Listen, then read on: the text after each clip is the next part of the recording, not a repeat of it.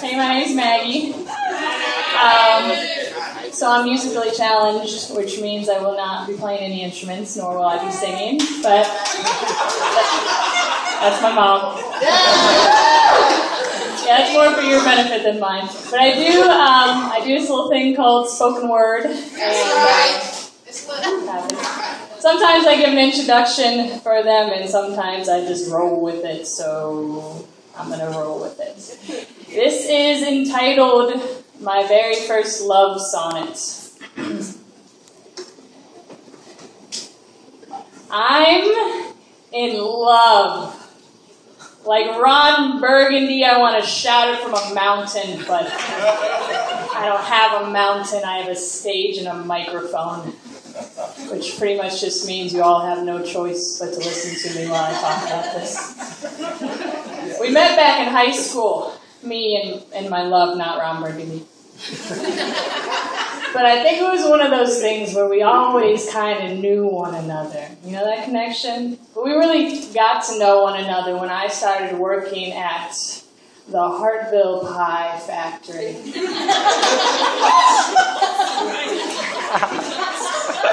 All those long shifts, spending time together, getting to know one another, really getting into the nitty-gritty of our ingredients. That's when I realized that I in love with pie.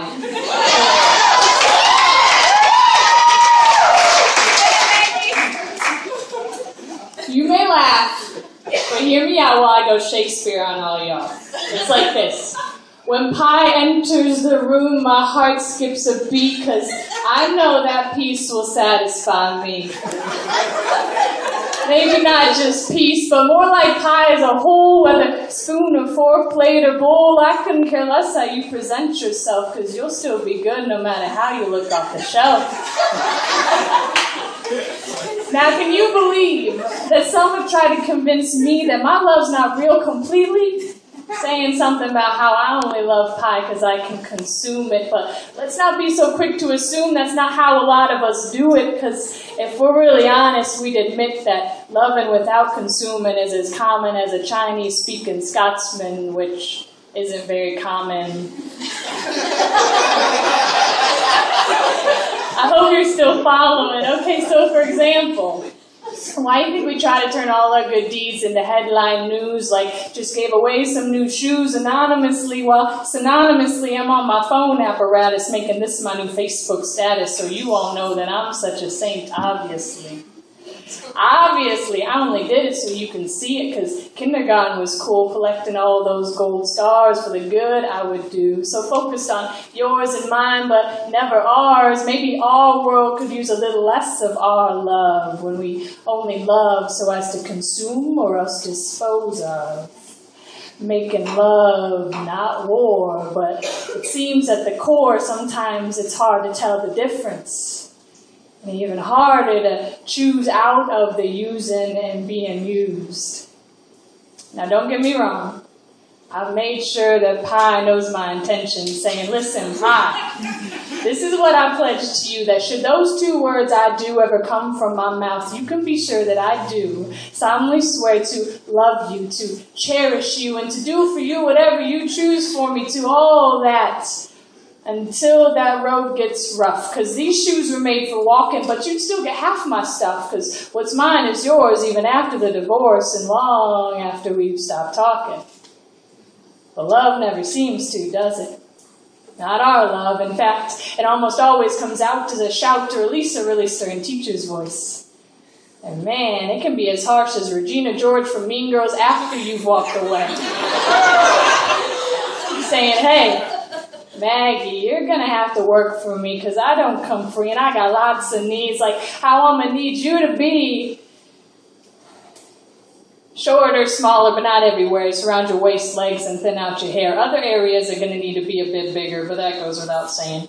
The way you walk, the way you run, the way you burn almost every time in the sun, and the way you talk. And that's about when my mind starts to trail off.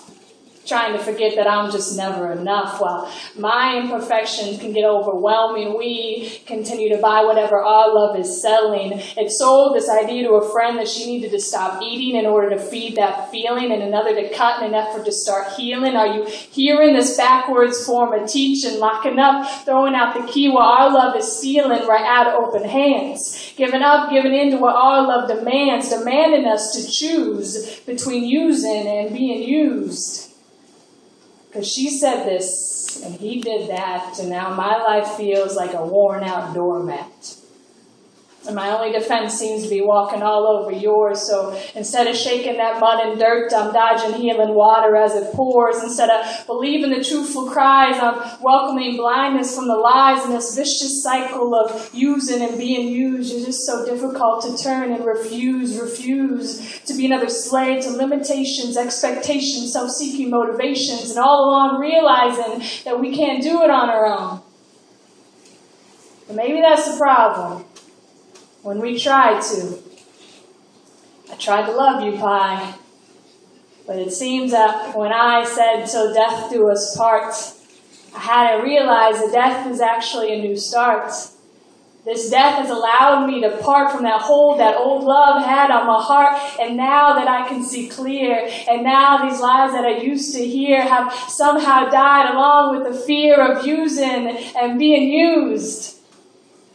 In other words, Pi, I'm sorry that my very first love sonnet has gone its separate way into just another breakup poem, but it seems that it's time for me to break up the monotony, because what I've now gotten me is better than any Facebook status you could think of. So yeah, we're breaking up, so that I may continue to break down what's been breaking me down for years. No more fears, still some tears, but those resemble that healing water that pours, which is now instead opening doors to healing and being healed.